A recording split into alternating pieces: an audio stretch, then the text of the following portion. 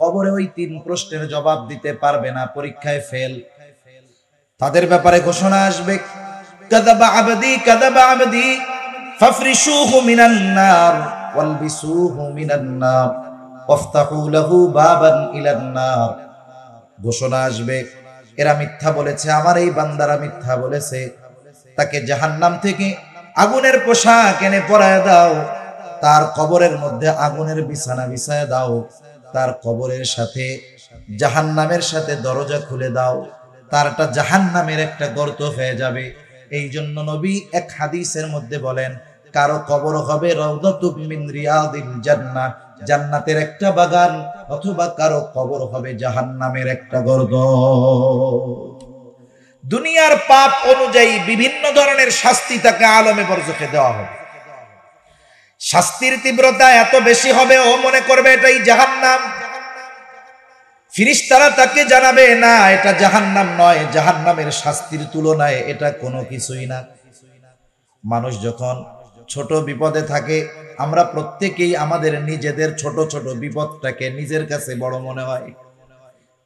Present উপস্থিত যেই বিপদ আমাদের সামনে থাকে এটাকে বড় মনে হয়, কিন্তু যখন ওর চাইতে বড় বিপদের খবর আসে, অনেক ছোট বিপদের কথা আমরা ভুলে যাই। হয় কি হয় না বলে? আপনি অসুস্থ আছেন, হাতে পায়ে ব্যথা আছে, এই মুহূর্তে শুনছেন বড় কোনো বিপদের খবর, দেখবেন ওই ছোট বিপদের কোনো কথাই আপনার মনে নেই, ওটা তখন আরাম লাগবে। তারা ওই জাহান্নামের শাস্তির খবর শুনে এতটা ভীত সন্ত্রস্ত হয়ে যাবে, আল্লাহ তাআলার কাছে ফরিয়াদ করতে থাকবে কিয়ামত যেন কায়েম না হয়।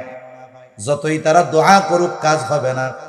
আমাদের প্রত্যেককেই আলমে বরজখে দীর্ঘকাল থাকা লাগবে, কিন্তু অনন্তকাল নয়। একটা সময় আলমে বরজখে অবস্থানের মেয়াদকাল শেষ হয়ে যাবে। তাফসীরের মধ্যে আসছে, মুফাসসিরিনে কেরাম বলেন, যেই লোকটা এই দুনিয়া থেকে সর্বশেষ বিদায় নিবে, তাকেও কমপক্ষে 40,000 বছর আলমে বরজখে থাকা লাগবে। কমপক্ষে 40,000 বছর তাকে আলমে বরজখ, সোজা হিসাবে যা আমরা বলি কবর জগতে, তাকে থাকা লাগবে। একটা সময় আল্লাহ তাআলার নির্দেশে ইসরাফিল আলাইহিস সালাম সিংহায় ফুৎকার দিবেন। 2 বার সিংহায় ফুৎকার দেওয়া হবে। প্রথমবার সিংহায় ফুৎকার যখন দিবেন কি হবে আল্লাহ তাআলা বলেন, ওয়ানুফিখা ফিস সূরি ফাসাইকা মান ফিস সামাওয়াতি ওয়া মান ফিল আরদি ইল্লা মান শাআল্লাহ সুম্মা নুফিখা ফীহি উখরা ফাইদা হুম কিয়ামুন ইয়ানজুরুন। আল্লাহ রাব্বুল আলামিন বলেন, প্রথমবার সিংহায় ফুৎকার যখন দেওয়া হবে, ফাসাইকা মান ফিস সামাওয়াতি ওয়া মান ফিল আরদ ইল্লা মান শাআল্লাহ, এই ফুৎকারের মাধ্যমে মানুষের এই পৃথিবীর অবস্থান, এই পৃথিবীতে বসবাস, এই পৃথিবীতে তাদের আবাস শেষ হয়ে যাবে। প্রত্যেকটা প্রাণী ওই সিংহায় ফুৎকারের আওয়াজে অজ্ঞান হয়ে যাবে।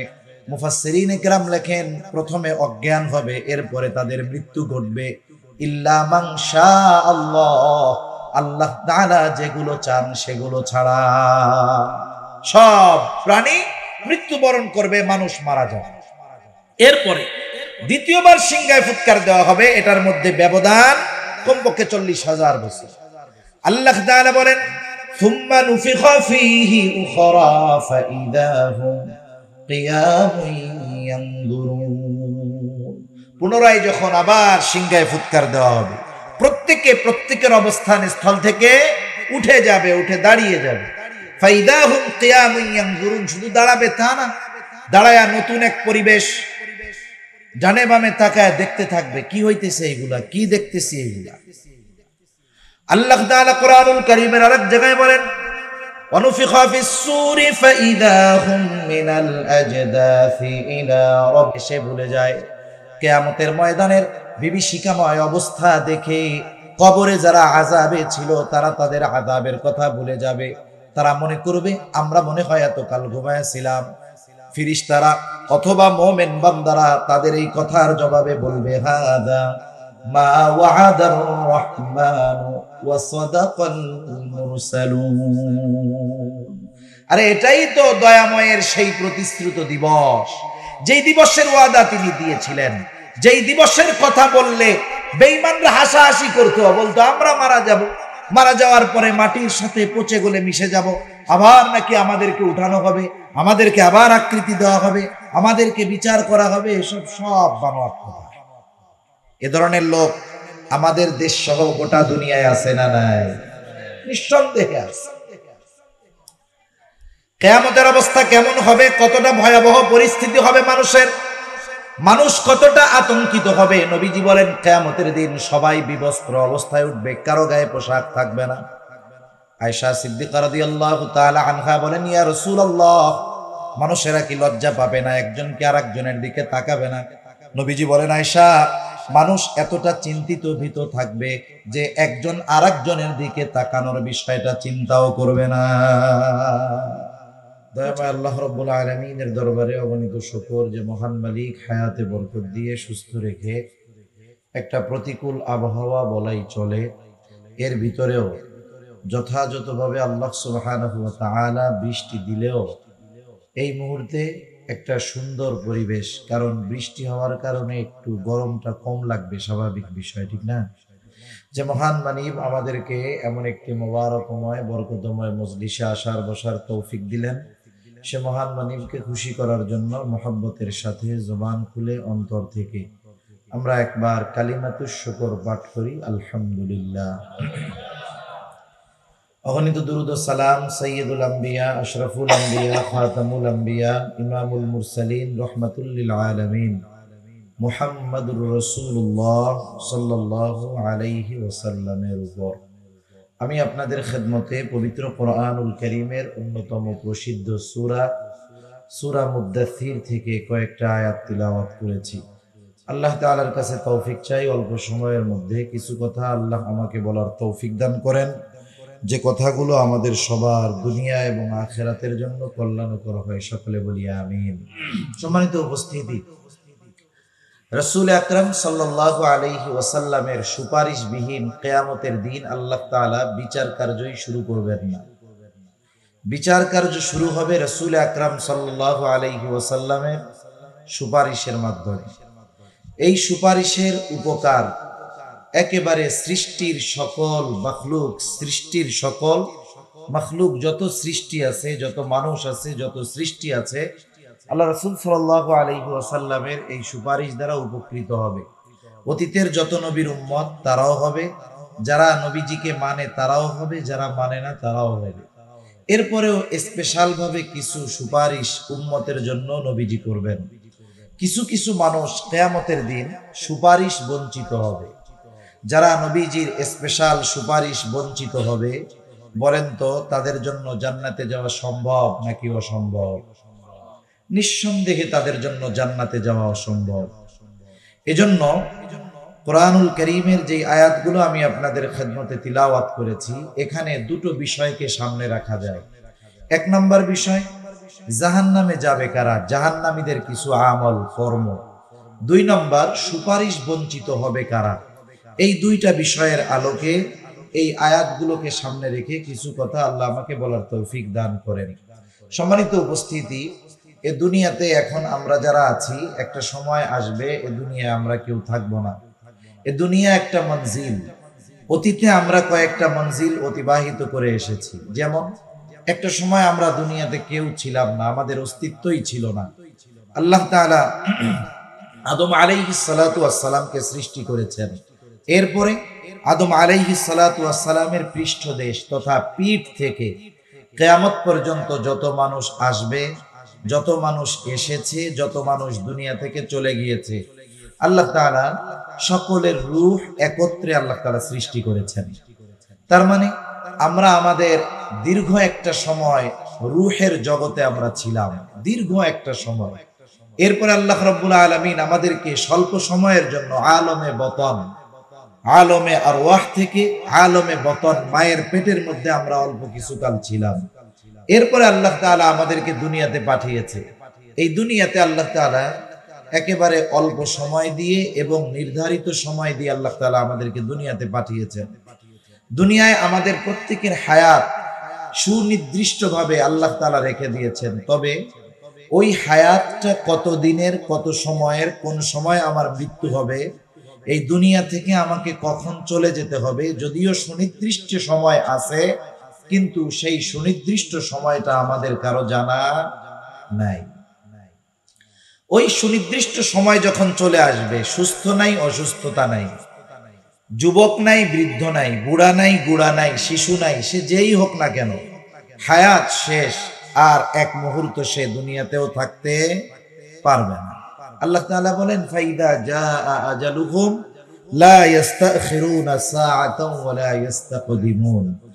আমি যত অসুস্থ হই না কেন, আমার হায়াত ফুরানোর আগে আমি মরব না।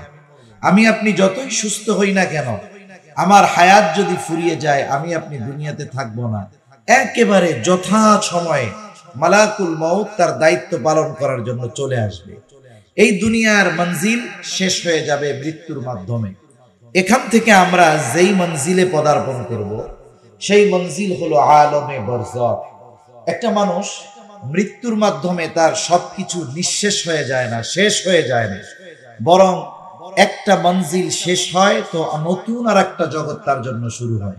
যেমন মানুষ যখন মারা যায়, আমাদের অঞ্চলগুলোতে মাইকের মধ্যে মৃত্যুর খবর যখন প্রচার করে, বলে অমুক এলাকার অমুক ইন্তেকাল করিয়াছে। এ শব্দ তো বলে আপনাদের এখানেও নাকি? ইন্তেকাল শব্দের অর্থ হলো স্থানান্তরিত হওয়া। তার মানে উনি ইন্তেকাল করেছেন, মানে তিনি একটা জগতে ছিলেন, এক জায়গায় ছিলেন, আর এক জায়গায় স্থানান্তরিত হয়েছেন। উনি এতকাল আলমে দুনিয়ায় ছিলেন, এখন উনি স্থানান্তরিত হয়ে আলমে বরজখে পদার্পণ করেছেন। মনে রাখতে হবে, রূহ স্থান পরিবর্তন করে, কিন্তু রূহ কখনো ধ্বংস হয় না। কেন ধ্বংস হয় না বলেন তো? আল্লাহ যেমন চিরন্তন, আল্লাহর কালাম, আল্লাহর কথা, এটাও তো তেমন চিরন্তন, ঠিক কিনা বলেন? আর রূহ কি?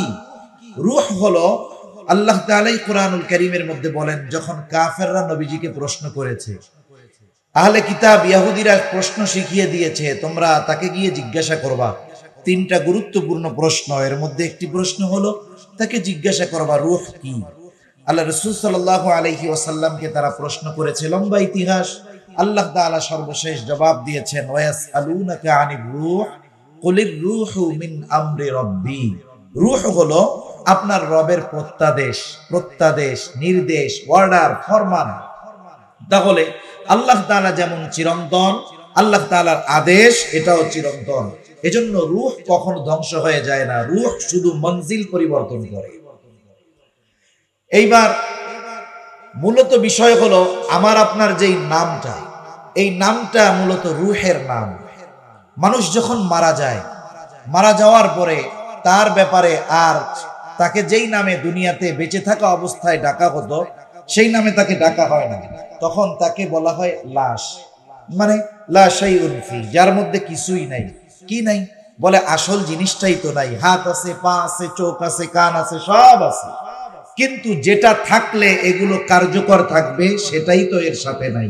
যখন নাই, যত সুন্দর হোক, যত বংশীয় মর্যাদা থাক, যত উচ্চ ডিগ্রিদারি হোক না কেন, রূহ যখন বের হয়ে যায়, বলেন তো ওই স্ট্রাকচার বা এই দেহটাকে কি 2, 4, 10 দিন আদর করে ঘরের মধ্যে রেখে দেয়? রেখে দেয় না। তখন এটাকে যথা দ্রুত সম্ভব গোসল দিয়ে, কাফনের কাপড় পরিধান করিয়ে, জানাজা দিয়ে যত দ্রুত সম্ভব তাকে কবরে রেখে দিয়ে আসে। সম্মানিত উপস্থিতি, তাহলে দুনিয়ার মঞ্জিল থেকে আমাদের স্থানান্তরিত হতে হবে আলমে বরজখে। লোকচক্ষুর অন্তরালে এক জগৎ, ওই জগতের কোনো কিছুই মানুষ দেখে না। আবার আমাদেরকে এটাও মনে রাখতে হবে, দেখা না গেলেই যে বিশ্বাস করা যাবে না, বিষয়টা এমন নয়। এ দুনিয়ায় অনেক কিছু আমরা দেখি না, আমরা আল্লাহকে না দেখে ঈমান এনেছি, জান্নাত জাহান্নাম না দেখে ঈমান এনেছি, রাসূলকে দেখি নাই ঈমান এনেছি। কত মহব্বত, কত ভালোবাসা।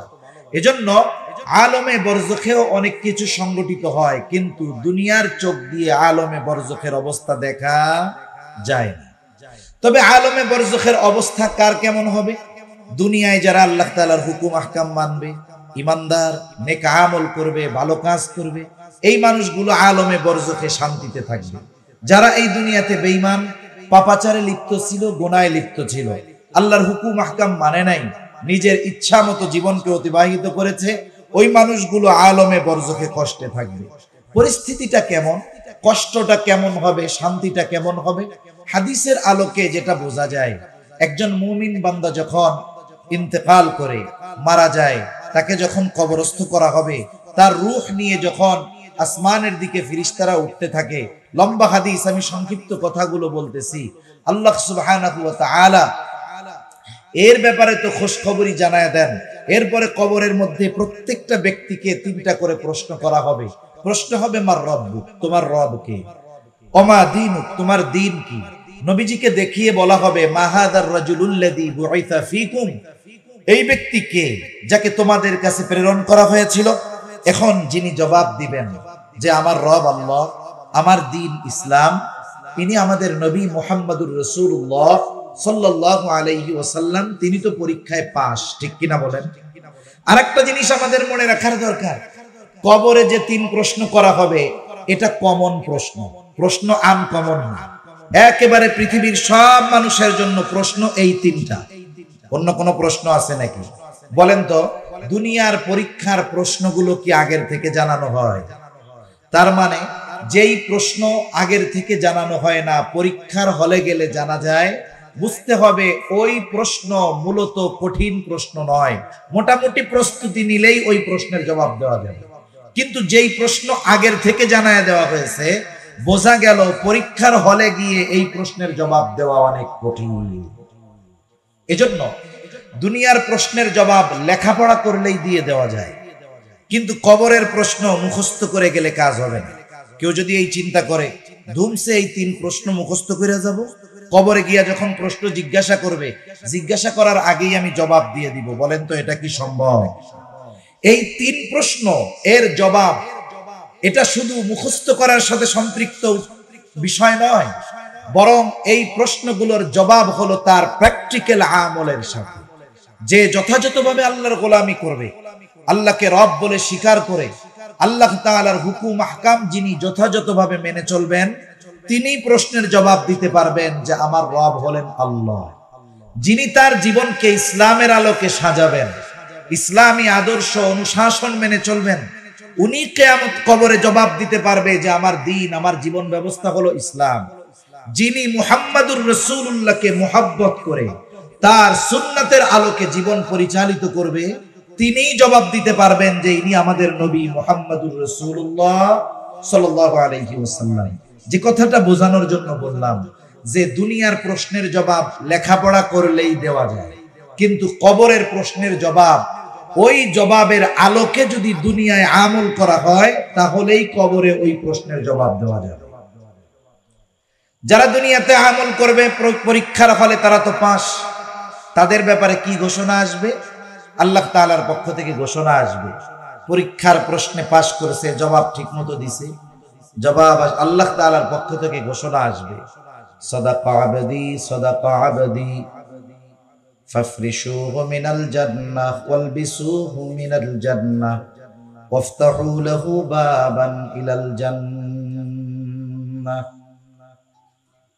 আল্লাহ তাআলার পক্ষ থেকে ঘোষণা আসবে, আমার এই বান্দা সত্য বলেছে, সত্য বলেছে। জান্নাত থেকে জান্নাতি বিছানা এনে তার কবরের মধ্যে বিছায় দাও, কবরের সাথে তার জান্নাতের সাথে দরজা খুলে দাও, জান্নাতি পোশাক এনে তাকে পরায় দাও। ফেরেশতারা তাকে বলবে ঘুমাও, নতুন দুলা যেমন করে ঘুমায়। সে ঘুমায়া থাকবে, শান্তিতে থাকবে, আরামে থাকবে, আলমে বরজখে তার এতটা শান্তি অনুভব হবে, ও মনে করবে এটাই জান্নাত, কারণ এর চাইতে আরামদায়ক, শান্তিদায়ক আর কোনো কিছুই হতে পারে না। তখন তাকে ফেরেশতারা বলবে, না, এটা জান্নাত নয়। জান্নাতের নেয়ামতের তুলনায় তোমাকে যা দেওয়া হয়েছে এটা কিছুই না। জান্নাতের নেয়ামত কেমন? জান্নাতের প্রকৃত নেয়ামতের মিসাল, উদাহরণ দেওয়া আমাদের জন্য গড়ে অসম্ভব। কারণ হাদিসে কুদসির ভিতরে আল্লাহ তাআলা বলেন, আ'আদতু লিইবাদিয়াস সালিহিন মা লা আইনুন রাআত ওয়ালা উযুনুন সামিআত ওয়ালা খাতারা আলা কলবি বাশার। আল্লাহ রাব্বুল আলামিন তার মুত্তাকি বান্দাদের জন্য নেককার বান্দাদের জন্য এমন জান্নাত তিনি প্রস্তুত করে রেখেছেন, মালা আইনুন রাআত, যা দুনিয়ার কোনো চোখ দেখে নাই, ওয়ালা উযুনুন সামিআত, ওই নেয়ামতের প্রকৃত বর্ণনা দুনিয়ার কোনো মানুষের কান শুনে নাই, ওয়ালা খাতারা আলা কলবি বাশার, ওই নেয়ামত এত দামি এক নেয়ামত যেটার কল্পনা দুনিয়ার কোনো মানুষের অন্তর করতে পারে না। এমন নেয়ামত তোমার জন্য রাখা হয়েছে। আচ্ছা বলেন তো, কেউ ভালো আছে, ওর চাইতেও যদি আরো ভালো থাকার সুযোগ বা খবর পায়, সে এখন যেই ভালো আছে তার চাইতে বেশি ভালোটা পাওয়ার চেষ্টা করবে কি করবে না? তখন এই মানুষগুলো আল্লাহ তাআলার কাছে ফরিয়াদ করবে, বলবে, আল্লাহ যথা দ্রুত সম্ভব আপনি কিয়ামত কায়েম করেন, কারণ কিয়ামতের পরেই তো আমরা আমাদের চূড়ান্ত অনন্তকালের বাসস্থানে যেতে পারবো। এরা আল্লাহ তাআলার কাছে যথা দ্রুত সম্ভব কিয়ামত সংগঠিত হওয়ার জন্য দোয়া করতে থাকবে। আর যারা কবরে ওই 3 প্রশ্নের জবাব দিতে পারবে না, পরীক্ষায় ফেল, তাদের ব্যাপারে ঘোষণা আসবে, কাযাবা আবদি ফাফরিশুহু মিনান নার ওয়ালবিসুহু মিনান নার ওয়াফতাহু লাহু বাবান ইলান নার। ঘোষণা আসবে, এরা মিথ্যা বলেছে, আমার এই বান্দারা মিথ্যা বলেছে, তাকে জাহান্নাম থেকে আগুনের পোশাক এনে পরায় দাও, তার কবরের মধ্যে আগুনের বিছানা বিছায় দাও, তার কবরের সাথে জাহান্নামের সাথে দরজা খুলে দাও, তারটা জাহান্নামের একটা গর্ত হয়ে যাবে। এই জন্য নবী এক হাদিসের মধ্যে বলেন, কারো কবর হবে রাউদাতুম মিন রিয়াদিল জান্নাহ, জান্নাতের একটা বাগান, অথবা কারো কবর হবে জাহান্নামের একটা গর্ত। দুনিয়ার পাপ অনুযায়ী বিভিন্ন ধরনের শাস্তি তাকে আলমে বরজখে দেওয়া হবে। শাস্তির তীব্রতা এত বেশি হবে, ও মনে করবে এটাই জাহান্নাম। ফেরেশতারা তাকে জানাবে, না এটা জাহান্নাম নয়, জাহান্নামের শাস্তির তুলনায় এটা কোনো কিছুই না। মানুষ যখন ছোট বিপদে থাকে, আমরা প্রত্যেকেই আমাদের নিজেদের ছোট ছোট বিপদটাকে নিজের কাছে বড় মনে হয়। প্রেজেন্ট উপস্থিত যেই বিপদ আমাদের সামনে থাকে এটাকে বড় মনে হয়, কিন্তু যখন ওর চাইতে বড় বিপদের খবর আসে, অনেক ছোট বিপদের কথা আমরা ভুলে যাই। হয় কি হয় না বলেন? আপনি অসুস্থ আছেন, হাতে পায়ে ব্যথা আছে, এই মুহূর্তে শুনছেন বড় কোনো বিপদের খবর, দেখবেন ওই ছোট বিপদের কোনো কথাই আপনার মনে নেই, ওটা তখন আরাম লাগবে। তারা ওই জাহান্নামের শাস্তির খবর শুনে এতটা ভীত সন্ত্রস্ত হয়ে যাবে, আল্লাহ তাআলার কাছে ফরিয়াদ করতে থাকবে কিয়ামত যেন কায়েম না হয়। যতই তারা দোয়া করুক কাজ হবে না। আমাদের প্রত্যেককেই আলমে বরজখে দীর্ঘকাল থাকা লাগবে, কিন্তু অনন্তকাল নয়। একটা সময় আলমে বরজখে অবস্থানের মেয়াদকাল শেষ হয়ে যাবে। তাফসীরের মধ্যে আসছে, মুফাসসিরিনে কেরাম বলেন, যেই লোকটা এই দুনিয়া থেকে সর্বশেষ বিদায় নিবে, তাকেও কমপক্ষে 40,000 বছর আলমে বরজখে থাকা লাগবে। কমপক্ষে 40,000 বছর তাকে আলমে বরজখ, সোজা হিসাবে যা আমরা বলি কবর জগতে, তাকে থাকা লাগবে। একটা সময় আল্লাহ তাআলার নির্দেশে ইসরাফিল আলাইহিস সালাম সিংহায় ফুৎকার দিবেন। 2 বার সিংহায় ফুৎকার দেওয়া হবে। প্রথমবার সিংহায় ফুৎকার যখন দিবেন কি হবে আল্লাহ তাআলা বলেন, ওয়ানুফিখা ফিস সূরি ফাসাইকা মান ফিস সামাওয়াতি ওয়া মান ফিল আরদি ইল্লা মান শাআল্লাহ সুম্মা নুফিখা ফীহি উখরা ফাইদা হুম কিয়ামুন ইয়ানজুরুন। আল্লাহ রাব্বুল আলামিন বলেন, প্রথমবার সিংহায় ফুৎকার যখন দেওয়া হবে, ফাসাইকা মান ফিস সামাওয়াতি ওয়া মান ফিল আরদ ইল্লা মান শাআল্লাহ, এই ফুৎকারের মাধ্যমে মানুষের এই পৃথিবীর অবস্থান, এই পৃথিবীতে বসবাস, এই পৃথিবীতে তাদের আবাস শেষ হয়ে যাবে। প্রত্যেকটা প্রাণী ওই সিংহায় ফুৎকারের আওয়াজে অজ্ঞান হয়ে যাবে। মুফাসসিরিনে কেরাম লেখেন, প্রথমে অজ্ঞান হবে, এরপরে তাদের মৃত্যু ঘটবে। ইল্লা মান শাআল্লাহ, আল্লাহ তাআলা যেগুলো চান সেগুলো ছাড়া।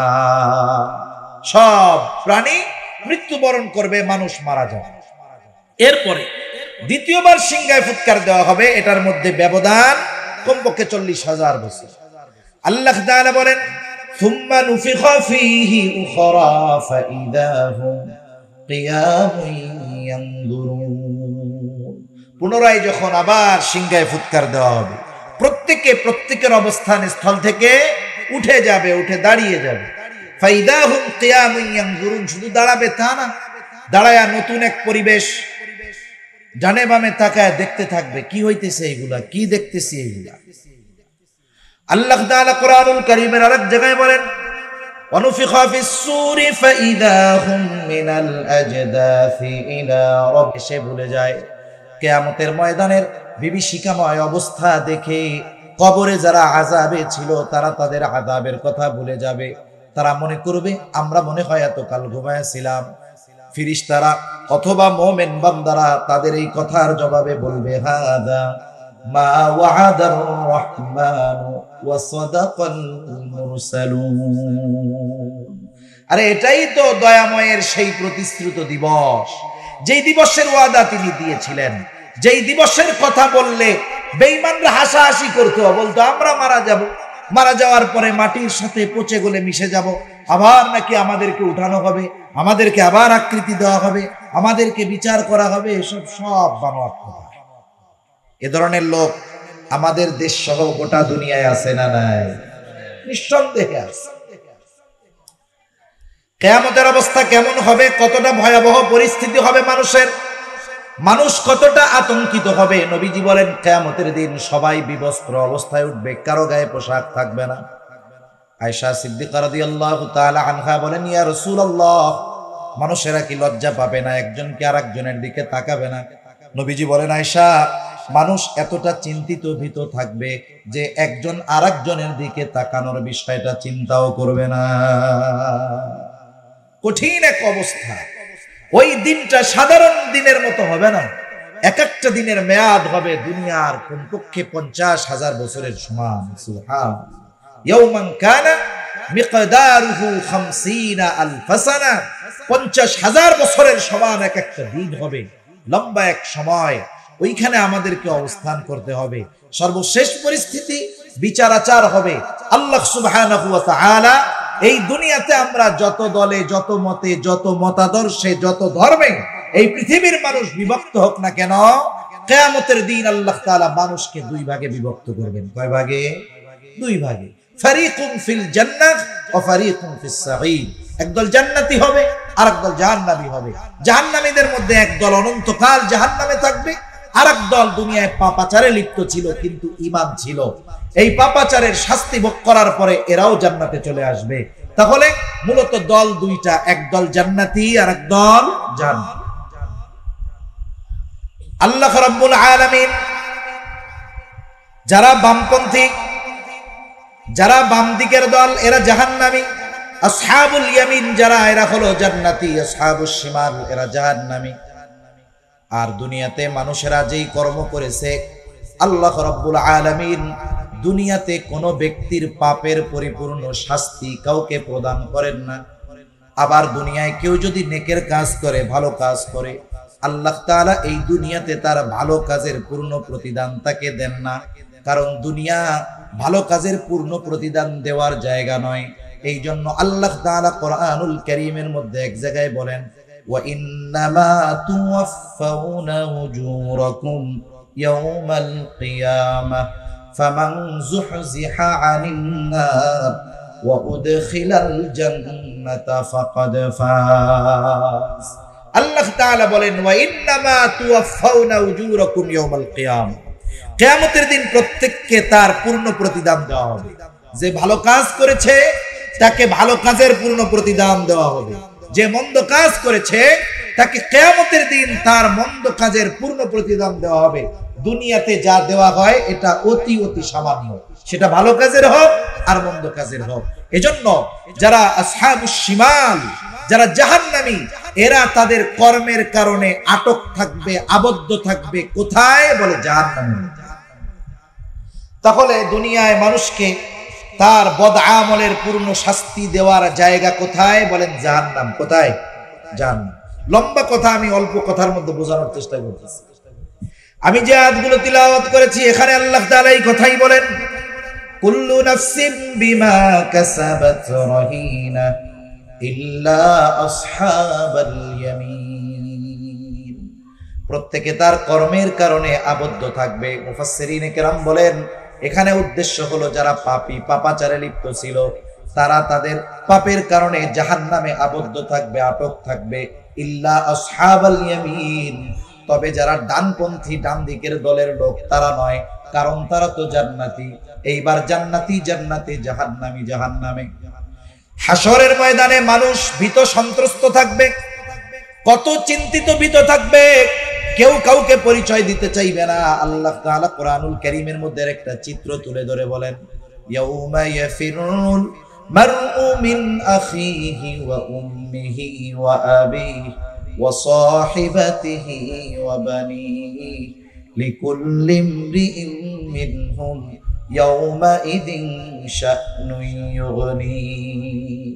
আল্লাহ তাআলা বলেন কিয়ামতের দিন ভাই ভাইয়ের থেকে পলায়ন করবে, ওয়া উম্মিহি ওয়া আবিহি, পিতামাতার থেকে পলায়ন করবে, ওয়া সাহিবাতিহি ওয়া বানিহি, স্ত্রী সন্তানদের থেকে পলায়ন করবে। পৃথিবীতে প্রত্যেকটা বাবা তার সন্তানের জন্যই কষ্ট করে, পরিশ্রম করে। স্বামী তার স্ত্রীর জন্য করে, সন্তান মা বাবার জন্য করে। দুনিয়াতে কোনো সন্তান যদি মুসিবতে পড়ে, বিপদে পড়ে, সন্তানকে ওই বিপদ থেকে বাঁচানোর জন্য যদি পিতার জীবন দিতে হয়, পিতা ওই সন্তানের কল্যাণের জন্য তার জীবন দিতেও দ্বিধাবোধ করে না। কিন্তু কিয়ামতের দিন ওই সন্তান থেকে পালাবে, কেউ চাইবে না কোনো পরিচিত কারোর সাথে তার দেখা হয়ে যায়। প্রত্যেকে নিজের চিন্তায় বিভোর থাকবে। কিন্তু ওই মানুষগুলো যখন জান্নাতে যাবে তখন দুনিয়ায় যারা পরিচিতি ছিল সবাইকে খুঁজতে থাকবে, কিন্তু সবাইকে খুঁজে তো আর জান্নাতে পাবে না। পাবে নাকি? সবাইকে খুঁজে জান্নাতে পাবে না, কারণ দেখা যাবে তার অনেক বন্ধু আত্মীয় স্বজন আপনজন প্রিয়জন জাহান্নামের বাসিন্দা হয়ে গেছে। তাফসীরে ইবনে কাসীরের মধ্যে আসছে আল্লাহ রাব্বুল আলামিন জান্নাতি এবং জাহান্নামীদের মধ্যে দেখা এবং কথাবার্তার ব্যবস্থা করে দিবেন। জান্নাতি জাহান্নামীকে দেখবে, জাহান্নামী জান্নাতীকে দেখবে, জান্নাতি জাহান্নামীদেরকে দেখবে। দেখার জন্য জাহান্নামে যাওয়া লাগবে না, আল্লাহ তাআলা দেখায় দিতে পারবে। আধুনিক প্রযুক্তির কল্যাণে এটা আমাদের জন্য বোঝা সহজ। আপনার কোনো আত্মীয়, আপনার কোনো বন্ধু, সন্তান, ভাই ব্রাদার যদি পৃথিবীর আরেক প্রান্ত আমেরিকায়ও থাকে, তাকে যদি আপনার একটু দেখতে মন চায়, বলেন তো মোবাইলে ইন্টারনেটের কানেকশন দিয়া হোয়াটসঅ্যাপে, ইমোতে, মেসেঞ্জারে ফোন দিলে দেখা যায় কি যায় না? আপনি আপনার এলাকায় বাড়িতে সিসি ক্যামেরা লাগায় রাখছেন, আপনি যদি দুনিয়ার অপর প্রান্তেও থাকেন, মোবাইল দিয়ে আপনি আপনার সিসি ক্যামেরা দিয়ে বাড়িতে কে কোথায় আছে দেখতে পারবেন। যেই আল্লাহ মানুষকে এই বুদ্ধি দান করলেন, ওই আল্লাহ জান্নাতে বসায়া জান্নাতীদেরকে জাহান্নামীদের অবস্থা দেখাতে পারবে কি পারবে না? এটা আল্লাহর জন্য অতি সহজ এক বিষয়। মানুষ যখন আরাম আয়েশে থাকে, সে যদি অন্যান্য মানুষের কষ্ট দেখে, তাহলে এই আরাম আয়েশে যে আছে এই জন্য আল্লাহর কৃতজ্ঞতা বেশি বেশি প্রকাশ করে তারা। মানুষ যদি আরামে থেকে অন্য মানুষের কষ্ট দেখে, তাহলে তার মধ্যে এই আরামে থাকার জন্য আল্লাহ তাআলার প্রতি কৃতজ্ঞতা বাড়ে। জান্নাতীরা যখন জাহান্নামের দিকে তাকায় দেখবে, হায় রে, এ তো আমার অনেক পরিচিত বন্ধু বান্ধব আত্মীয় স্বজন জাহান্নামের মধ্যে শাস্তি ভোগ করতেছে। একসাথেই তো আমরা চলতাম, একই স্কুলেই তো পড়তাম, একই বাজারেই তো ব্যবসা করতাম, একই এলাকায় তো আমরা খেলাধুলা করতাম।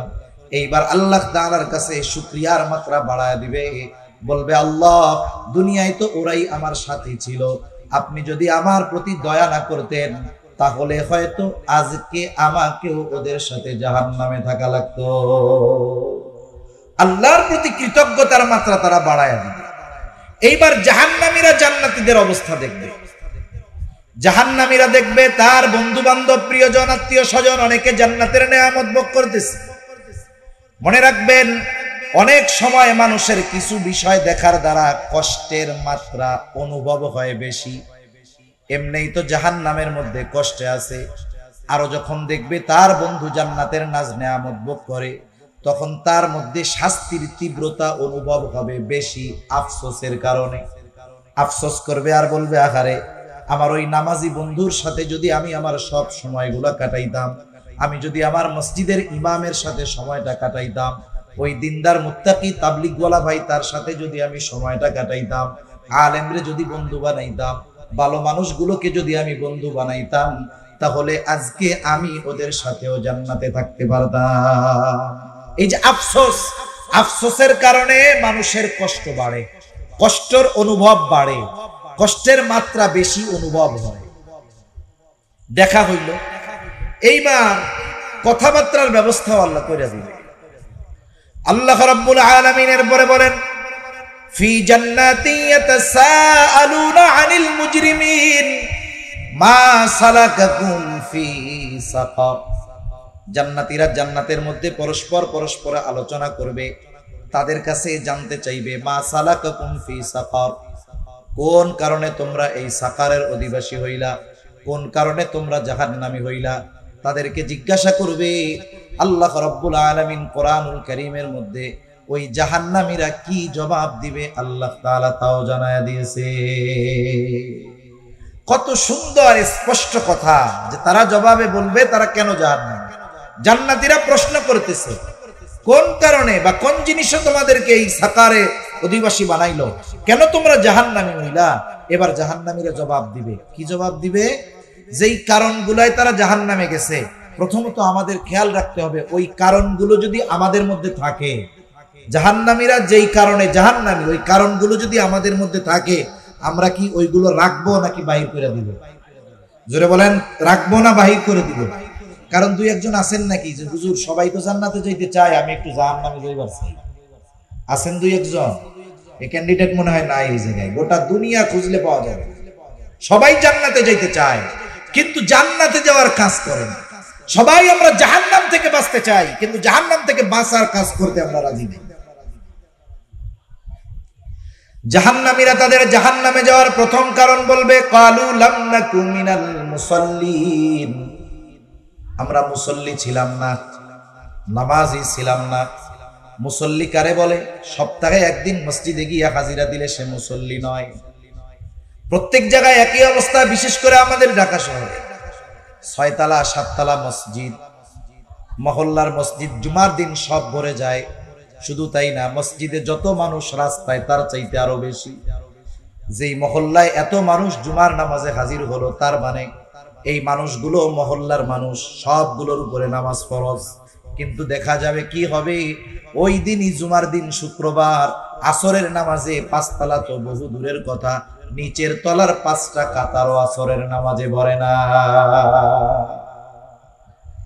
তাহলে একদিন হাজিরা দিলে সে মুসল্লি নয়। প্রকৃতপক্ষে মুসল্লি তো হলো সে, হাজারো ব্যস্ততা শত ব্যস্ততা তাকে নামাজ থেকে ফিরায় রাখতে পারে না। তার ব্যস্ততা যতই থাক না কেন, নামাজের সময় হলে সে আর স্থির থাকতে পারে না। ঠিক কিনা বলেন? হাদিসের মধ্যে আসছে 7 শ্রেণীর মানুষ আরশের ছায়ায় স্থান পায়। এর মধ্যে এক শ্রেণীর মানুষ, নবীজি বলেন, রাজুলুন কলবুহু মুআল্লাকুন ফিল মাসাজিদ। এক শ্রেণীর মানুষ হলো যাদের কলব, যাদের হৃদয় মসজিদের সাথে সম্পৃক্ত ছিল। তারা যে সব সময় মসজিদের মধ্যে থাকতো তা নয়। তাহলে মসজিদের সাথে হৃদয় সম্পৃক্ত ছিল কেমনে? একটা উদাহরণ দিলে বুঝতে সহজ হবে। আপনাদের এলাকায় যারা যুবক আছেন, তরুণ আছেন, যুবক আছেন যারা, অনেকের বন্ধু বান্ধব হয়তো প্রবাসে আছে, বিদেশে আছে, আছে না এরকম? অনেকের সন্তান বিদেশে আছে, প্রবাসে আছে। এইবার মাঝে মধ্যে যখন ওই প্রবাসী বন্ধুদের সাথে কথা বলে, মা বাবার সাথে কথা বলে, কথা বলার একটা পর্যায়ে এমন কথা বলে, বলে বন্ধুরে, আমার দেহটা পড়ে রয়েছে সৌদি আরব কিন্তু মনটা পড়ে রয়েছে বাড়িতে। বলে না এরকম? বলে আমি আছি এই জায়গায়, আমার মন আছে গ্রামের বাড়িতে, আমার দেহটা পড়ে রয়েছে এইখানে। তার মানে তার অন্তর ওই জায়গায় নাই। এই বিষয়টা এরকম যে নামাজি ব্যক্তি যে আরশের ছায়ায় স্থান পাবে, সে 24 ঘন্টা মসজিদে থাকে না, কিন্তু সে যেখানেই থাকুক না কেন তার অন্তর থেকে মসজিদ কখনো বাহির হয় না। সে যখন ফজরের নামাজ পড়ে বের হয়ে যায়, তার চিন্তায় থাকে, কর্ম যত থাক, যত ব্যস্ততা থাক, ব্যবসা থাক, কৃষি কাজ থাক, অন্যান্য যত কাজ থাক, সিএনজি চালানো থাক, জোহরের ওয়াক্ত হবে, আজান হবে, আর কোনো কাজ হবে না, মসজিদে যেতে হবে। জোহরের পরে বের হলো, ওই একই নিয়ত যে যত ব্যস্ততা থাক আসরের নামাজ বাদ দেওয়া যাবে না, মসজিদে আসতে হবে। আসরের নামাজ পড়লো, এরপরে চিন্তা মাগরিবের নামাজে মসজিদে আসতে হবে। মাগরিব পড়লো, যত ক্লান্তি থাক ঘুমায় যাওয়া যাবে না, এশার নামাজ মসজিদে আসতে হবে। এশা পড়ে ঘুমাইলো, চিন্তা যত ঘুম গভীর হোক না কেন ফজরের নামাজ মসজিদে যাইতে হবে। আল্লাহু আকবার।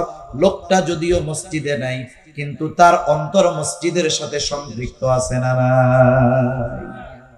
আছে। এই জন্য নামাজি যারা, প্রকৃত মুসল্লি যারা, এরাই মূলত আরশের ছায়ায় স্থান পাবে। মুসল্লি হলে তো লাভ, 5 ওয়াক্ত নামাজ পড়লে লাভ আছে না নাই? আখিরাতের লাভ থাক, আগে একটু দুনিয়ার লাভ আমরা শুনি। আচ্ছা, দুনিয়াতে মানুষ ব্যস্ততার কারণে নামাজ পড়ার টাইম পায় না। বড় বড় বাজারে ব্যবসায়ী নামাজ পড়ে না কেন? বলে ব্যবসার ব্যস্ততা, এত কাস্টমারের ভিড় যে আমি নামাজ পড়ার সময়ই পাই না, এরকম বলে কি বলে না? সিএনজি চালায় নামাজ পড়ে না কেন? বলে যাত্রী টানতে টানতে নামাজ পড়ার টাইম পাই না। আরেকজন নামাজ পড়ে না, বলে কেন? বলে সুদের ঋণ উঠাইছিলাম, কিস্তির টাকা জোগাড় করতে করতেই তো জান যায়, নামাজ পড়বো কোন সময়? আছে না নাই? তার মানে মানুষ 5 ওয়াক্ত নামাজ না পড়ার পেছনে যত কারণ আছে, এর মধ্যে অন্যতম একটি কারণ হলো মানুষ নিজের জীবন উপকরণ তথা রিজক অন্বেষণের জন্য নামাজ পড়ার টাইম না। কথা বুঝতে পারছেন তো? সিএনজি ওয়ালা সিএনজি কেন চালায়? দোকানদার দোকানদারি কেন করে? ব্যবসায়ী ব্যবসা কেন করে? চাকরিজীবী চাকরি কেন করে? কৃষিজীবী কৃষিকাজ কেন করে? শখে করে না, করে রিজিকের জন্য। ঠিক কিনা বলেন?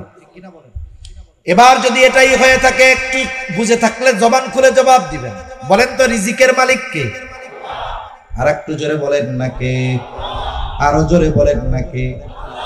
রিজিকের মালিক আল্লাহ, কোনো সন্দেহ নাই।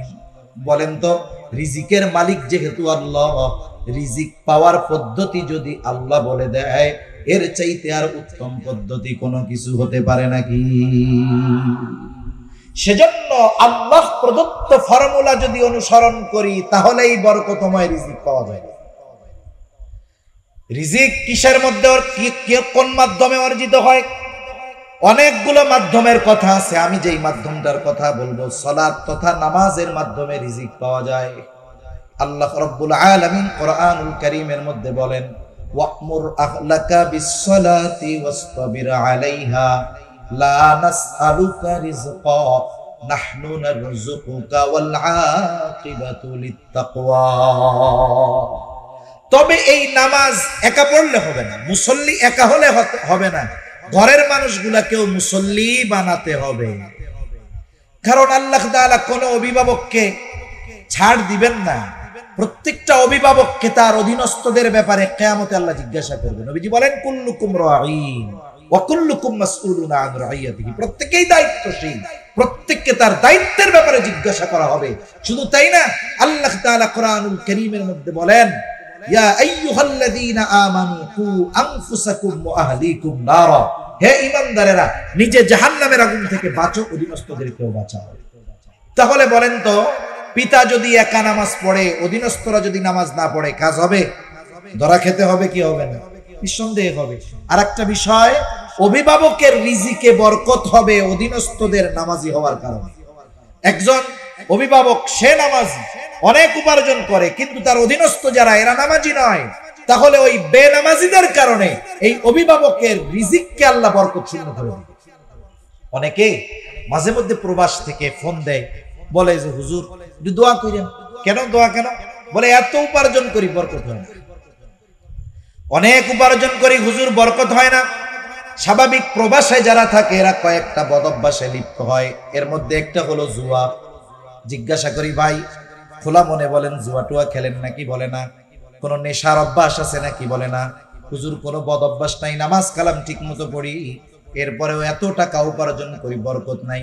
কয়েকজনকে জিজ্ঞাসা করেছি, আপনি তো নামাজ পড়েন, তাহাজ্জুদ পড়েন, কোরআন তিলাওয়াত করেন, আপনার বাড়ির অবস্থা কি? বলে হুজুর দুঃখের কথা, এত বুঝাই, আমার স্ত্রী পর্দাও করে না, নামাজও পড়ে না, সন্তানগুলাও ঠিক মতো নামাজ পড়ে না। আমি বলি তখন, ভাই আপনি তো ছিদ্র কলসে পানি ঢালতেছেন, কিয়ামত পর্যন্ত ঢালতে থাকবেন, কিন্তু কলস পূর্ণ হবে না।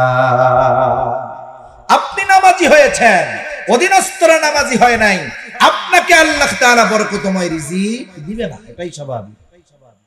এজন্য আল্লাহ তাআলা এখানে নির্দেশ দিলেন কি, ওয়া'মুর আহলাকা বিস-সালাতি ওয়াসতাবির আলাইহা, তুমি তোমার অধীনস্থদেরকে নামাজের আদেশ করো, তুমিও তার উপরে অটল থাকো। তার মানে মুসল্লি নিজেও হও, ঘরের মানুষগুলারেও মুসল্লি বানাও। তাইলে লাভ কি? দুনিয়ার লাভের কথা আল্লাহ তাআলা বলেন। আল্লাহ তাআলা বলেন ওয়া'মুর আহলাকা বিস-সালাতি ওয়াসতাবির আলাইহা লা নাসআলুকা রিজকা, বান্দা আমি আল্লাহ তোমার কাছে রিজিক চাই না, নাহনু নারযুকুকা। মূল কথা হইল তুমি নামাজি, ঘরের মানুষগুলো নামাজি, নাহনু নারযুকুকা, আমি আল্লাহ তাহলে তোমাকে রিজিক দিয়া দিব। এখন বলেন রিজিকের জিম্মাদারি যদি রাজ্জাক নিয়ে নেয়, রাজ্জাকের কথা অনুযায়ী যদি আমরা নামাজি হয়ে যাই, রাজ্জাক যেই রিজিক দিবেন ওটা যদি অল্প হয় ওটার মধ্যে পরিপূর্ণ বরকত থাকবে, ঠিক কিনা বলেন? সেজন্য কোয়ান্টিটি এক জিনিস, কোয়ালিটি আর এক জিনিস। পরিমাণ বেশি হলেই যে বরকত হয় তা না, আবার পরিমাণ কম হলে যে জীবন চলে না তা না। পরিমাণ কম হলেও যদি ওর মধ্যে বরকত থাকে, ওই অল্প দিয়েও জীবন যাপন করা যায় কি যায় না? সেজন্য দুনিয়ার লাভ, একটা লাভের কথা বললাম, রিজিক লাভ করা যায়। যেই রিজিক উপার্জনের জন্য মানুষ নামাজ পড়ার সময় পায় না, নামাজ পড়লে সেই রিজিক দেওয়ার ওয়াদা যিনি দিলেন তিনি কে? এইবার কিয়ামতের ময়দানে কি হবে? নবীজি বলেন আউয়ালু মা ইউহাসাবু বিহিল আবদু ইয়াউমাল কিয়ামাতিস সালাহ, কিয়ামতের দিন সর্বপ্রথম নামাজের হিসাব নেওয়া হবে। আর এক হাদিসের মধ্যে নবীজি আর একটু বাড়ায় বলেন, যার এই হিসাবটা সহজ হয়ে যাবে, তার বাকি হিসাব যিনি সহজ করে দিবেন তিনি কে? দুনিয়ার নিজাম এরকম। যখন দুনিয়ায় কোনো পরীক্ষা হয়, পরীক্ষার একেবারে শেষ সময় শিক্ষকরা ছাত্রদের কিছু স্পেশাল বুদ্ধি দেয়, টিপস দেয়। কি বুদ্ধি দেয়? যে শোনো, তোমরা পরীক্ষার হলে যাবা, প্রশ্নপত্র আসার সাথে সাথেই লেখা শুরু করবা না, আগে প্রশ্নটারে 3 বার পড়বা। কয়বার পড়বা? 3 বার রিভিশন দিবা। 3 বার রিভিশন দেওয়ার পরে যেই প্রশ্নটা তুমি সবচাইতে সুন্দরভাবে লিখতে পারবা, ওইটা যদি একেবারে 10 নম্বরেও থাকে, ওইটারে প্রথমে খাতায় লিখবা। এরপরে ওর চাইতে যেটা একটু কম ভালো পারো, এইটা এরপরে ধারাবাহিকভাবে লিখতে লিখতে একেবারে খারাপ যেটা পারো সেটারে সবার লাস্টে লিখবা। প্রশ্নপত্রের সিরিয়াল মেনটেনের দরকার নাই, তুমি যেটা ভালো পারো সেটা আগে লিখবা। এটা হলো নিয়ম, স্যার বলে দিছে এরকম। এবার টিচাররা ছাত্ররা পরীক্ষার হলে গেছে, সবাই একই জিনিস পড়ছে। পরীক্ষার হলে গিয়ে একজন ওস্তাদের কথা শুনছে, সে যেটা ভালো পারে সেটা আগে লেখছে, নির্ভুল ভাবে সুন্দরভাবে উত্তর দিছে। এরপরে যেটা কম পারে সেটা এরপরে লেখছে। এরপরে লিখতে লিখতে লাস্টে যেটা মোটামুটি পারে না, ওটার মধ্যে যা মন চায় তাই লেখা দিয়ে চলে আসছে। আরেকজন চিন্তা করছে যে আমি প্রশ্নপত্রের ধারাবাহিকতা মেনটেন করব। এই চিন্তা করে 1 নম্বরে যেই উত্তরটা দিতে গেছে ওইটা সে ভালো মতো পারে না। যেটা আমি ভালো মতো পারি না সেটা বলতে গেলেও ভুল হবে, লিখতে গেলেও ভুল হবে, ঠিক কিনা বলে? এখন সে প্রথম পেজে লেখছে 10 লাইনের মধ্যে 15 জায়গায় কাটাছিড়া, কিন্তু শেষের প্রশ্নটা লেখছে, উত্তরটা লেখছে একেবারে নির্ভুল। এখন খাতা এক্সামিনারের কাছে গেল, যিনি খাতা দেখেন, প্রথমে যে ভালো লেখছে, নির্ভুল ভাবে প্রথমটা লেখছে, দেখে কত সুন্দর, অন্তর ভরে গেছে, নাম্বার তো আর নিজের গাঠের থেকে দিবে না, একেবারে 10-এর মধ্যে 10, কলম তো উপরে উঠছে, ওইটা আর নামে না। একেবারে শেষ প্রশ্নের মধ্যে ওইখানে উত্তর ছিল আর একটা লেখছে এক কবিতা, ওই জায়গাও 10-এর মধ্যে 6। হিসাব করে দেখা গেল সে পেয়ে গেছে গোল্ডেন A+। একই জিনিস আর একজন লিখছে, কিন্তু তার সিরিয়ালটা এমন হয়েছে যে তার যেটা খারাপ পারে সেটা আগে লিখছে। প্রথম পেজেই যখন 10 জায়গা কাটা কালি, কালো কালি দিয়ে ভরা, মেজাজ খারাপ হয়ে গেছে, জায়গা দিচ্ছে 10-এর মধ্যে 2। শেষ প্রশ্নটা নির্ভুল সুন্দর, আগের জনের চাইতেও ভালো লিখছে, কিন্তু কলম তো নিচে নামছে, ওইটা উঠে না, 10-এর মধ্যে 3। দেখা যাবে শুধুমাত্র ভালোটা আগে লেখার কারণে একজন পেয়ে গেল গোল্ডেন A+। একই উত্তর একই সব, একজন খারাপটা আগে আনার কারণে দেখা গেল তার মোটামুটি পাস করতেই জান বের হয়ে যাচ্ছে। তাহলে দুনিয়ার নিজাম দেখেন, প্রথমটা ভালো হওয়ার কারণে বাকিগুলাকেও ভালো মার্ক দিয়ে দেওয়া হলো। অনুরূপভাবে যখন কারো নামাজের হিসাব ঠিক মতো হয়ে যাবে, বাকিগুলাও আল্লাহ সহজ করে দিবে। কেমন যেন আল্লাহ দেখে নাই, দেখাও না দেখার ভান করবে। অনেক তালিবুল ইলম এখানে আছেন, আপনারা বুঝবেন, হেফজখানায় হোক আর মাদ্রাসার কিতাব বিভাগে হোক, কিছু ছাত্র থাকে যারা লেখাপড়া ভালো মতো করে কিন্তু একটু দুষ্টুমি করে, দুষ্টুমিটা এমন না যে যার কারণে তাকে শাস্তি দেওয়া হবে, শাস্তিযোগ্য দুষ্টুমি না। এখন যদি যেই ছেলেটা লেখাপড়া ভালো পারে, পড়া ঠিক মতো দেয়, সবক ঠিক মতো দেয়, সাত সবক ঠিক মতো দেয়, ওই ছেলেটা যদি প্রস্রাব করতে গিয়া 5 মিনিটের জায়গায় 15 মিনিটও থাকে, ওস্তাদ দেখাও দেখে না, দুষ্টমি করলেও দেখাও দেখে না। কারণ কি? কারণ মূলটা ঠিক আছে। আর শাস্তি যেই দুষ্টমি করতেছে শাস্তিযোগ্য অপরাধ নয়। এই জন্য ওস্তাদ অনেক সময় ওই লেখাপড়া পারনেওয়ালা ছাত্রদেরকে ছোটখাটো দুষ্টমি দেখাও কেমন যেন দেখে না। কিন্তু যেই ছেলেটা লেখাপড়া পারে না, ওর প্রস্রাবে চাপ দিছে, দাঁড়াইছে, হুজুর 1 নম্বরে যাবো, খালি তোর মুতে চাপ ধরে, লেখাপড়ার নামে খবর নাই, খালি মুখস্থ কিনব। হ্যাঁ, এই যে এর ছোট জরুরতটা, এটাও ওস্তাদের চোখে পড়ে কেন? বলে ওর লেখাপড়া ঠিক নাই, আসলটা ঠিক নাই, এই জন্য ছোটখাটো ত্রুটি বিচ্যুতি খালি চোখে পড়ে। ঠিক কিনা বলেন? কিয়ামতের দিন বিষয়টা এরকম হবে। বুজুর্গানে দিন বলেন, নামাজের হিসাব যখন কারো সহজ হয়ে যাবে, পার পেয়ে যাবে, ঠিক মতো পেয়ে যাবে, অনেক ত্রুটি বিচ্যুতি আল্লাহ তাআলা দেখাও না দেখার ভান কইরা তাকে মাফ করে জান্নাত দিয়া দিবে। এই জন্য জাহান্নামীরা জাহান্নামে যাওয়ার 1 নাম্বার কারণ হলো তারা নামাজি ছিল না, মুসল্লি ছিল না। আমরা আমাদের ব্যস্ততা যত থাক, যত প্রয়োজনীয়তা থাক, আমরা নামাজ ছাড়বো না। বলেন ইনশাআল্লাহ নামাজ ছাড়বো না। ইনশাআল্লাহ খাঁটিটা বলতে হবে। এক জায়গায় তাবলিগ জামাত আসছে, এখন আইসা একজনের এমন তশকিল করা শুরু করছে, 3 চিল্লার লেগে আর ছুটতে পারে না। আর একজনে কানে কানে কয়ে আইসা কয়ে যে ইনশাআল্লাহ কও ছেড়ে দিব। কথা বুঝেন নাই মনে হয়? ওরে তো তশকিল করতেছে যে তুমি 3 চিল্লায় চলো, ব্যাক চিল্লায় চলো। এখন লজ্জায় না কইতে পারে না, আবার হাও কইতে পারে না। ও একটা টেনশনের মধ্যে পড়ে গেছে না, তখন আরেক বন্ধু এসে ওর কানের কাছে মুখ লাগায় কয় তুই কও যে ইনশাআল্লাহ যাবো না। তার মানে বলেন তো, এই যে ইনশাআল্লাহ বলছে, এটা কি আসলে যাওয়ার জন্য বলছে না বাঁচার জন্য বলছে? বর্তমানে ইনশাআল্লাহর পরিভাষা এরকম হয়ে গেছে, একজনের কিছু বললে সে না কয় না, না না কইয়া কয় ইনশাআল্লাহ। নার পরিবর্তে কি ব্যবহার করে? ইনশাআল্লাহ। এটা ঠিক না, এটা ঠিক নয়। এজন্য অরিজিনাল ইনশাআল্লাহ বলতে হবে যে আমরা আমাদের শত ব্যস্ততার মধ্যেও নামাজ ছাড়বো। নামাজ জান্নাতের চাবি। দৈনিক 100 ঘন্টা সময় লাগে। আমি আপনি যদি 100 ঘন্টা 1.5 ঘন্টা সময় আল্লাহর ঘরে না দেই, আল্লাহর কুদরতি কদমে সিজদা না দেই, তাহলে আল্লাহ তাআলা আমাদের অনন্তকালের জান্নাত দিবেন, এটা আশা করা ভুল। এজন্য 1 নম্বরে জাহান্নামীরা বলবে লাম নাকু মিনাল মুসাল্লিন, আমরা মুসল্লি ছিলাম না। জাহান্নামীরা বলবে আর আমাদের ওয়াদা হবে আমরা মুসল্লি হব। শত ব্যস্ততা আসুক, কষ্ট আসুক, আমরা নামাজ ছাড়বো না। মাঝে মধ্যে ফিলিস্তিনের, ইসরায়েলের জালেমদের বোমার আঘাতে ক্ষত বিক্ষত হয়ে যাওয়া অনেক ছোট ছোট বাচ্চাদের ভিডিও আসে। আরে হাতটা পড়ে গেছে, ব্যান্ডেজ বাঁধা, নাকের মধ্যে অক্সিজেনের মাস্ক লাগানো, দেখা যায় ওই অবস্থায় ওই ছোট বাচ্চাটা নামাজ ছেড়ে দেয় না। সেজন্য জীবনের শত ব্যস্ততা যত কিছু থাক, নামাজ ছাড়া যাবে না। 2 নাম্বার জাহান্নামীরা জাহান্নামে যাওয়ার দ্বিতীয় কারণ বলবে গলাম না কুনু তুইমুল মিসকিন, আমরা মিসকিনদেরকে খানা খাওয়াইতাম না। সাধারণভাবে খানা খাওয়ানো এটা ফজিলতের কাজ। নবীজির কাছে একজন এসেছেন, এসে জিজ্ঞাসা করে আইয়ুল ইসলামি খায়র, ইসলামের মধ্যে সর্বোত্তম আমল কোনটা? নবীজি উম্মতের রুহানি ডাক্তার, রোগীর অবস্থা বুঝা প্রশ্নের জবাব দিতেন। দেখা যাইতো একই প্রশ্ন ব্যক্তির পরিবর্তনের কারণে জবাবের ভিন্নতা থাকতো। নবীজি তাকে বলতেছে তুতইমুত তাআম ওয়া তাকরাউস সালাম আলা মান আরাফতা ওয়া মান লাম তারিফ, তুমি মানুষকে খানা খাওয়াও, পরিচিত অপরিচিত মানুষকে বেশি বেশি সালাম দাও। নবীজি সাল্লাল্লাহু আলাইহি ওয়াসাল্লাম বলেছেন তুতইমুত তাআম, খানা খাওয়াও, কোনো স্তর বিন্যাস করেন নাই, বলেন নাই গরিবরে খাওয়াও, ধনীরে খাওয়াবা না, অসহায়রে খাওয়াও, এইরকম নবীজি বলেন নাই।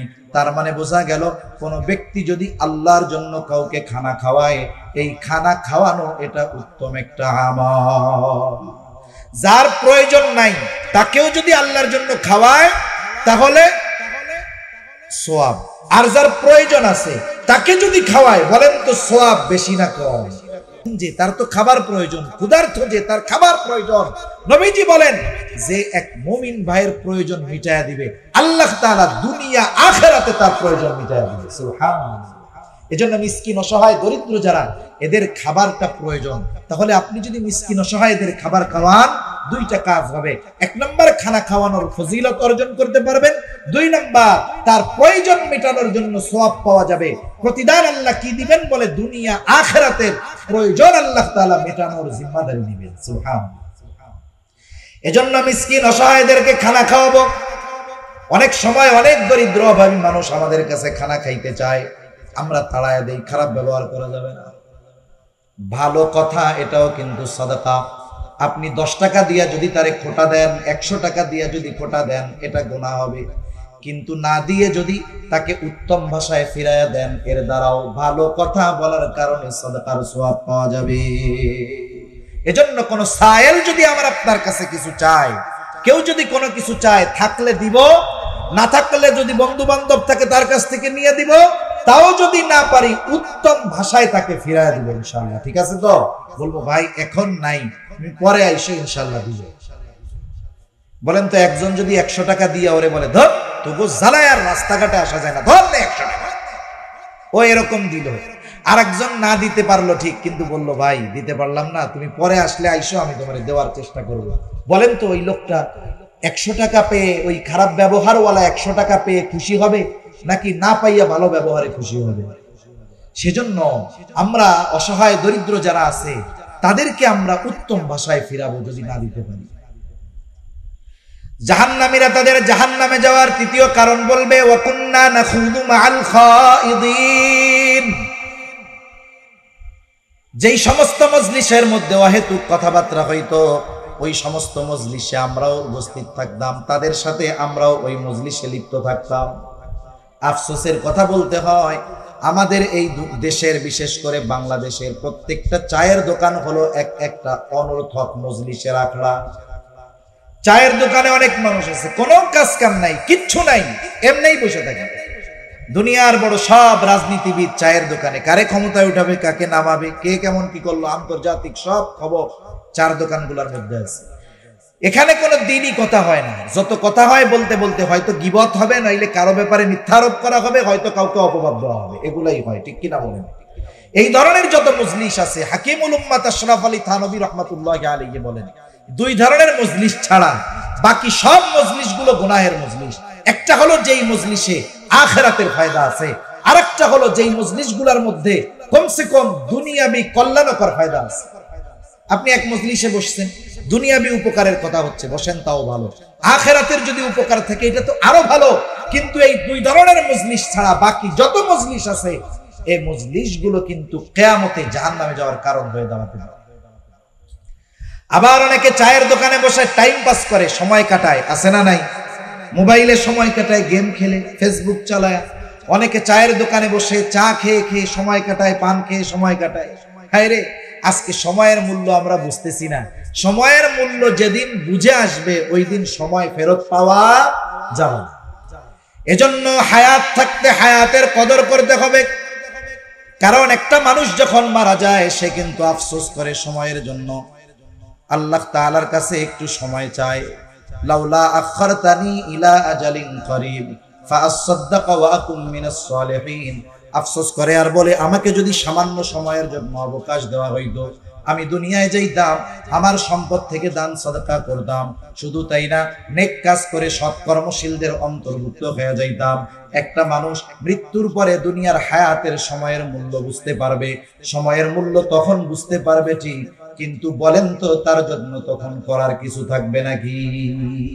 এই দুনিয়ার এই হায়াত সবচেয়ে মূল্যবান সময়। এজন্য এই হায়াত আমরা হেলায় খেলায় চায়ের দোকানে অনর্থক মজলিসে বসে কাটাবো।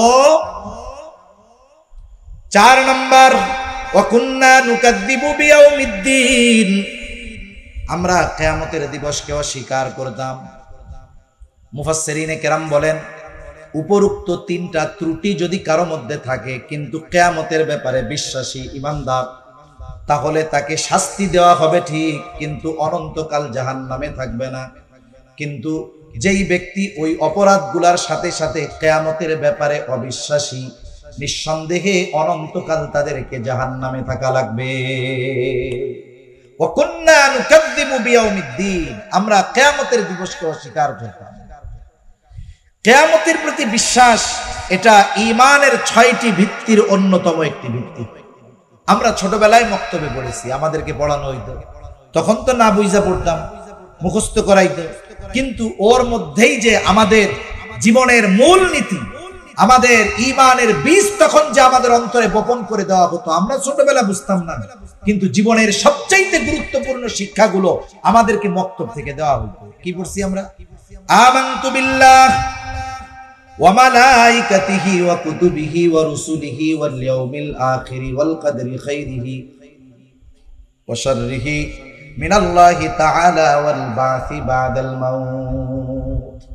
এখানে মোট 7টি কথা আছে, কিন্তু একটা আছে 2 in 1, ওয়াল ইয়াউমিল আখিরি ওয়াল বাসি বাদাল মাউত।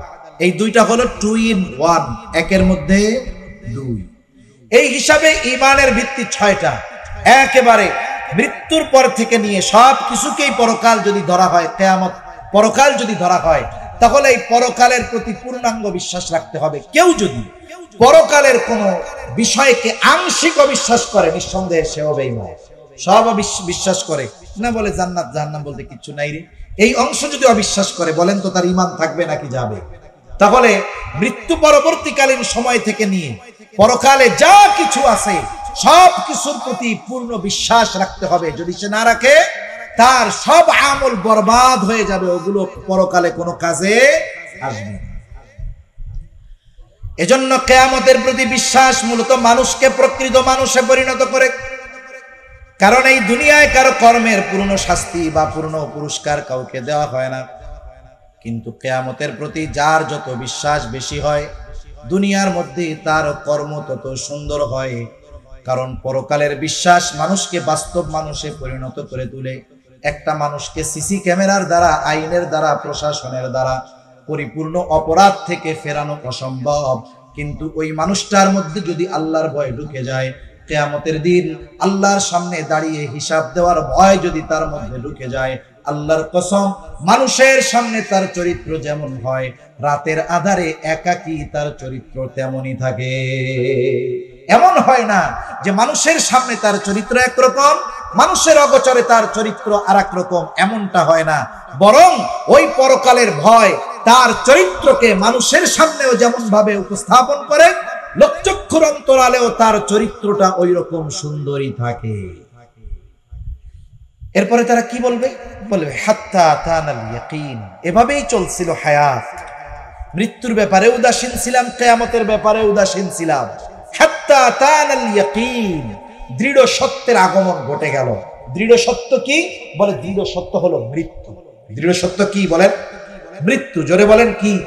এ দুনিয়াতে আল্লাহ তাআলার ব্যাপারে অবিশ্বাসী লোক অনেক আছে, নাস্তিক আছে না নাই? স্রষ্টার অস্তিত্বের ব্যাপারে এ দুনিয়ায় মানুষ বিভক্ত। একদল বলে স্রষ্টা বলে কিছু নাই, আর একদল সংশয়বাদী বলে থাকতেও পারে নাও পারে। আমরা বলি আল্লাহ তাআলা আছেন, কোনো সন্দেহ নাই, আল্লাহর অস্তিত্ব আছে। এই ব্যাপারেও ইখতিলাফ আছে, কিন্তু মৃত্যুর ব্যাপারে মতানক্য এ দুনিয়ায় আছে। কথা বলে না। নাস্তিক কি কথা বলে যে আমি মরবো না? এটা কি বলে? তাহলে মৃত্যু এটা এমন এক সত্য যেটাকে সবাই স্বীকার করে, এজন্য এটাকে দৃঢ় সত্য বলা হয়েছে। হাত্তা তানাল ইয়াকিন, দৃঢ় সত্যের আগমন ঘটলো, মৃত্যু চলে আসলো। কি হবে? আল্লাহ তাআলা বলেন ফামা তানফাউহুম শাফাআতুশ শাফিঈন, এদের জন্য কোনো সুপারিশকারীর সুপারিশ গ্রহণ করা হবে না। কেউ যদি আমলগুলো খারাপ করে, ঈমান ঠিক থাকে, শাস্তির পরে সে মাপ পেয়ে যাবে। কিন্তু এই 4 বদঅভ্যাসের মধ্যে যদি তার এটাও থাকে যে সে পরকালকে অস্বীকার করত, নিঃসন্দেহে সে জাহান্নামী, তার জন্য কারো সুপারিশ কবুল হবে না। আল্লাহ তাআলা আমাদের সকলকে এই জাহান্নামীদের জাহান্নামে যাওয়ার এই কর্মগুলো থেকে বেঁচে থাকার তৌফিক দান করুন। সকলে জবান খুলে বলি আমিন, আরো জোরে বলি আমিন। ওয়া আখিরু দাওয়ানা আনিল হামদুলিল্লাহি রাব্বিল আলামিন। আসসালামু আলাইকুম ওয়া রাহমাতুল্লাহি ওয়া বারাকাতুহু।